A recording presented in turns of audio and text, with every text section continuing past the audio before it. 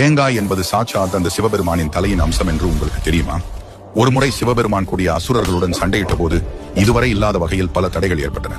அப்போது பிரம்மதேவர், உங்களுக்கு ஏற்படும் இந்த தடைகள் நீங்க வேண்டுமெனில் விநாயகரை நினைத்து பூஜை செய்ய வேண்டும் என கூறினார்.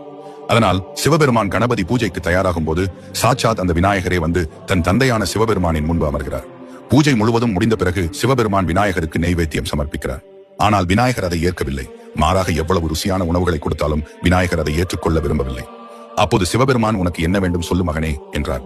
உடனே விநாயகர், தந்தையே, எனக்கு உங்கள் தலை வேண்டும் என கேட்கிறார். இதை கேட்ட சிவபெருமான் அதிர்ச்சி அடைகிறார். என் தலையை கேட்கிறானே, இதற்குள் ஏதோ ஒரு ரகசியம் இருக்கிறது என்று உணர்கிறார். உடனே சிவபெருமான் அமர்ந்து தன் 2 கைகளையும் முன்வைக்கிறார். அப்போது அவரது கைகளில் வெள்ளையாக மின்னும் உருண்டையான ஒரு பொருள் தோன்றுகிறது. சிவபெருமானுக்கு இருப்பது போல அந்த பொருளுக்கும் 3 கண்கள் தோன்றுகின்றன. சிவபெருமானின் தலையில் இருக்கும் கங்கை தேவி நீருருவில் அதற்குள் செல்கிறாள். அப்போது அந்த புனிதமான பொருளை விநாயகர் ஏற்றுக்கொள்கிறார். அந்த புனிதமான பொருளைத்தான் நாம் இன்று தேங்காய் என்று அழைக்கிறோம். தேங்காயின் மேல் ஓடு சிவபெருமானின் தலையாகவும் அதற்குள் இருக்கும் தண்ணீர் கங்கா தேவியாகவும் கருதப்படுகிறது. உங்களுக்கு சிவபெருமான் பிடிக்கும்னா வீடியோ லைக் பண்ணிட்டு கமெண்ட்ல ஓம் நம சிவாய சொல்லுங்க.